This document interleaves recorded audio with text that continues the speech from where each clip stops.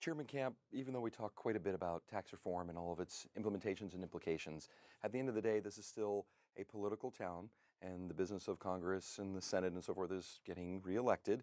So let's think a little bit about the balance of power as we head into 2018 in the election year. What are some of the key things to look at? Well, you're right. This is an even-numbered year, and particularly the whole House of Representatives is up for re-election. It's called a midterm election, and generally the party who is in power suffers significantly at the midterms, and a lot of this will be dependent on the president's popularity. There's really kind of a direct link between how Sure. popular the president is and whether or not you lose X number of seats.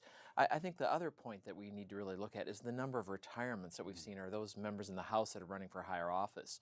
It's 29 to date, and that's a big number, and that means you have to really work extra hard to retain those seats. In the House, I believe the historic average of the party that's in charge, the number of seats that they tend to lose in a midterm is 25. It just so happens Democrats need 25 to take back the House. So it's looking like a precarious situation as we sit here today. It certainly does. There's a long time between now and the election, and I think the strength of the economy is going to play a significant role, and largely I think that may be fostered by the recent tax reform legislation that passed the Congress.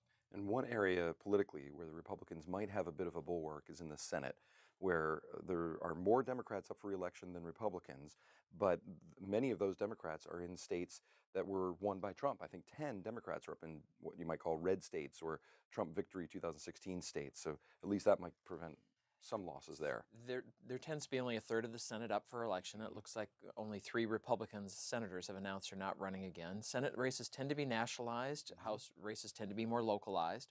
So it really will depend on the environment going forward. And which side has the energy? Clearly in 16, Republicans had the energy. Certainly if you look at recent developments, it looks as if Democrats have the energy right now. Certainly makes sense. Thank you.